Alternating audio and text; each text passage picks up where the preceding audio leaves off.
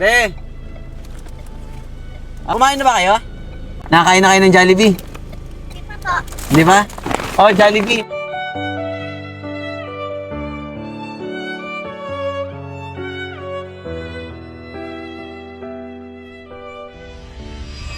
Ano kayo? Nagatinda kayo yan?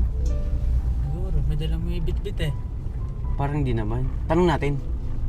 Wait lang. Nagatinda nga ata. Isang pamilya. Teka lang. Tigil tayo. Be! Yan. Ano yun? Nagatinda kayo? Ano yung natinda nyo? Suso po. Suso? Patingin nga ano yung suso na yan? Ano yung kangkong? Kangkong. Ano pa yung tinda nyo dyan? Suso, tapos tulya. Ayan. So guys, nakita natin kasi yung hinatid natin, yung kay tatay na boy yung e-trike, may nadaanan tayo dito na isang pamilya na nagatinda naman ng suso at tulya. May dala kasi tayong Jollibee dito kasi may pagbibigyan na po. Kumain na ba kayo? Ha? Hindi pa kayo kumain? Magkano ng benta ninyo? 25? Magkano lahat yung ganyan? Lahat yan? 125 lang po. Magkano? 125. 225? Parang mura naman, 225 na yun. Sige, bilhin na namin yan. Tapos, alam niyo yung Jollibee? Ha? Alam mo yung Jollibee? Nakakain na kayo ng Jollibee? Di ba? Oh, Jollibee. Mababa ako, pero yung Jollibee, hawa kayo. Oh, parang sa inyo talaga yung Jollibee na yan. Nice. Sarap ng pagkain nyo. Anong ulam nyo sana ngayon? Wala. Di swerte na, may Jollibee na. Ano? Teka lang, baba po ako. Ayan, so guys, kung natatandaan ninyo yung pamilya na nagatinda ng nyug, may nadaanan tayo dito ngayon. Mga anak niyo po ba ito lahat? Anak nyo. So, 6 sila. Ayun, so kung natatandaan nyo yung nagatinda ng nyug, guys, parang ganito din. So, ang kaibahan lang, nagtitinda sila ng kangkong. Magkano kangkong? 10. Tapos, ayun, suso. Tapos tulya at saka niyog. Magkano po ang niyog? 10 ang niyog. Kasama niyo po talaga sila araw-araw pagtinda? Hindi na kayo mga napasok? Hindi na kayo napasok. Lahat kayo hindi kayo napasok? Ito lang po na napasok. Napasok ito. Bakit po hindi sila napasok? Kulang po sa budget. Kulang sa budget? Opo. Bakit po nasa po ba yung asawa ninyo? Sakit po. Nasa bahay po ninyo yung asawa ninyo? Opo. Matay. Namatay. Okay. So, wala na po pala yung asawa ni mother. Kailan pa po nawala? Dapat din nyo na sinasama yung anak nyo. Naubo pa. May sakit. Ang lamig-lamig pa. So, nakita po namin, naglalakad sila, naglalako ng mga tulya. Gaano po kalayo yun sa inyo?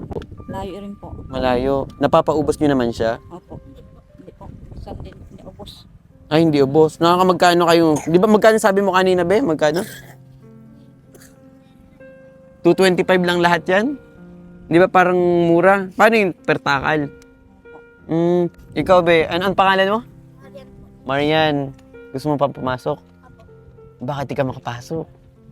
Kulang po sa budget. Pero gusto mo mag-aaral. Ano ba ang gusto mo paglaki? Doktor po. Doktor? Paano yun? Halimbawa, hindi ka ba pwedeng pumasok kahit walang baon? Kailangan patulong sa pagkain namin. Kailangan mong magtulong din sa pagtitinda. Kayo na ba nagkukuha nito? Opo. Kayo lahat? Tulong-tulong kayo. Hindi ka na rin napasok? Ano ba ang gusto mong paglaki? Teacher. Ikaw, anong gusto mong paglaki? Police? Ayos ah. Ikaw, anong pangalan mo pala? Christian J. Anong gusto mong paglaki? Chef. Chef. Okay, chef. Yung nagaluto. Ikaw napasok. Ano pangalan mo? Yan po. Din. Jonaline. Anong gusto mong paglaki? Teacher. Gusto mong teacher? Galing naman. Gaano na po kasi mag-alas 6 na ng gabi. Talagang ganitong oras kayo naglalako? Kanina pa po. Kanina pa. Pero magkano lang yung benta nyo ngayon? 25 lang po. Nakakain naman kayo ng 3 beses sa isang araw? Hindi po. Ngayon na po kami nakatikim ng Jollibee. Ngayon na kayo nakatikim ng Jollibee. Siyempre, dahil walang pera, hindi makabili. O yan, may Jollibee. Malay mo naman, may makapanood sa atin ito. Dalhin tayo sa Jollibee. Gusto niyo makapunta ng Jollibee? Opo. Pangarap niya. Pero hindi pa kayo nakakapasok ng Jollibee. Hindi pa. Mother, paano niyo kinakaya yung ganito karami yung mga anak? Wala na yung asawa ninyo. Okay lang po. Ha? Okay lang po. Kayang-kaya. Kaya lang po. Sanay. Opo. Para sa mga anak, ano. Opo. Siyempre, ganun talaga guys. Ang isang ina gagawin ng lahat para sa kanyang mga anak. Kita nyo, 6 yung anak ni nanay. Isa siyang single mom pero nananatili siyang matatag para sa kanyang mga anak. Marian, gano'n mo kamahal lang si mama? Mahal na mahal ko po. Ay, mga kapatid mo. Ganon din po. Gano'n mo kamahal si mama? Mahal po. Mahal na mahal. Tulong-tulong kayo, tulungan mo si mama. Hindi mo iwan si mama? Hindi po. Okay lang po, bayaran na natin to lahat para hindi na kayo magtinda. Hindi makakauwi na kayo niyan. Gano'n ba kalayo sa inyo? Malayo po. Malayo din. Mother, sana maraming manood ng videong ito. O basta pag may tumulong po sa atin at kung mag-viral man ito, yung kitain ng video na ito, sa inyo po mapupunta lahat yun. Ano po? Ayan, so guys, ito kasi talaga yung mga pinapamigay naming mga bigas. So, may mga laman po itong dilata, corned beef, mga sardinas, tapos mga noodles. Ano po? Ayan. Salamat po. Basta pag may tumulong pa po sa atin, babalikan ko po kayo. Ano po? Ay, oo nga po pala. Pero okay lang po sa inyo na ihatid na namin kayo? Opo. Hatid na namin kayo. Ano? Okay lang? Opo. Okay lang para makita din namin yung bahay ninyo. So guys, hatid na natin sila kasi medyo gumagabi na. Mag-aalas 6 na kasi ng gabi. So, saan yung sa inyo? Dito sa may Pilapil? So dadaan pa tayo dito na sa may Palayan. Okay. So sa may Palayan pa daw, medyo malayo nga ata yun, ano.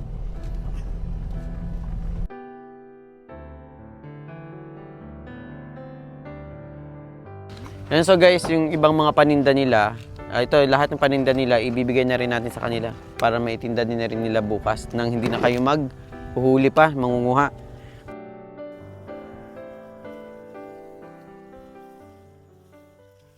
Saan po ang bahay ninyo?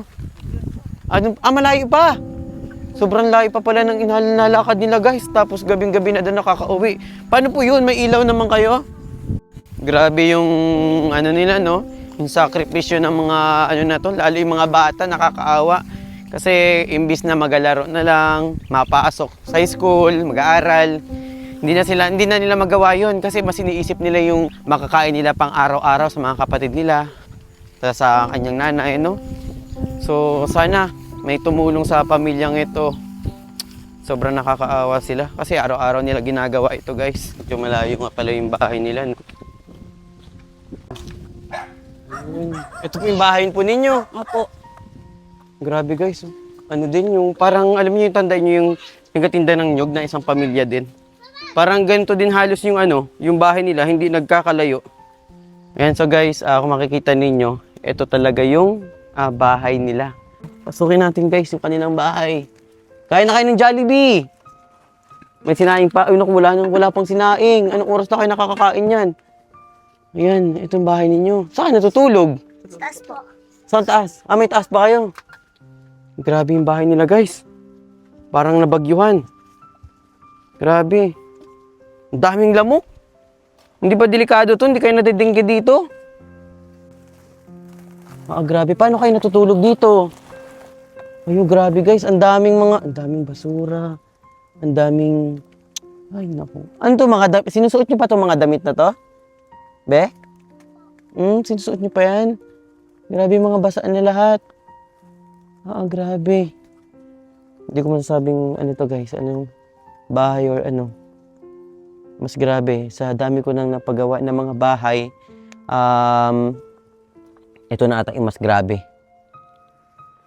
Makita nyo sa loob. Ayan, pakita natin. Pakita natin guys. Ayan yung bahay nila.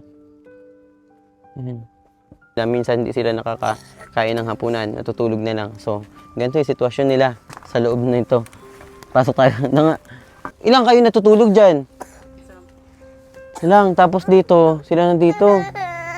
Naku, hindi ba kayo nagkakasakit dito, mami? Hindi man? Ay, grabe, oh. Sana mapaayos natin yung bahay. Ayun guys, sa tulong po ng pagpuso ninyo at pag-share po ng video ito ay malay po natin makahanap tayo ng sponsor o may tumulong kahit magkano dito sa pamilyang ito and mapaayos po natin yung kanilang bahay. Kasi kitang-kita nyo naman po sa sitwasyon nila, talagang ang hirap po nila at kinakaya yan ni ni Mami ng mag-isa. So, sana po, humihiling po kami sa inyo na kahit magkanong halaga lang po, kahit tigpipiso, pag pinag-ipon-ipon po natin yan, ay malaking tulong na po para makapili tayo ng mga pangangailangan nila dito sa bahay. Katulad ng mga pinagawa nating bahay. So, sana, isa sa matupad natin sa pamilyang ito yung kahit simpleng bahay lang. Sana po tulungan niyo po kami paayos aming bahay. Tulungan niyo po kami magpasok sa school. Gusto po namin magpag-aral. Ayun, so hiling po ni Marian na sana matulungan sila sa makapasok pa sa paaralan kasi gustong-gusto po talaga nila matuto pa para syempre matupad nila yung mga pangarap nila, di ba? Opo. Ikaw, Jomar, gusto makapag-aral talaga. Ikaw, siya kasi yung panganay eh. Humihiling pa rin po kami sa inyo na sana po i-share niyo po itong video ito. Malaking tulong na po yun kay Dagud Mangyan, lalo na sa pamilyang ito. At sa mga nakakaluwag naman po dyan, baka sana po makalambing po kami na kahit maliit na halaga.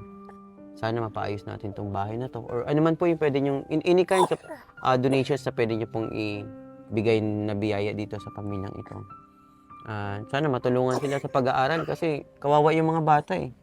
Kasi gusto nila makapag-aral. Wala, ang pumapasok lang sa kanila, ito si Jonaline Kinder. Yun nga po dahil sa kulang sa pinansyal, imbis na pangkain na lang nila. So, sana tulungan niyo po ako na i-mention yung mga pwedeng tumulong dito sa lahat po ng mga content creator na kahit anong content dyan. Tayo na lang po siguro magtutulungan. Pasensya po kasi limited din lang po talaga yung pagtulong natin kasi wala rin tayong kinikita dito sa pag-vlog. Kung mag-viral man po ito, yung kikitain dito is mapupunta rin sa pamilya. Lahat po yan. Katulad po dyan sa mga tinutulungan natin, lahat ng kinikita natin sa video, doon din napupunta sa mga tinutulungan natin.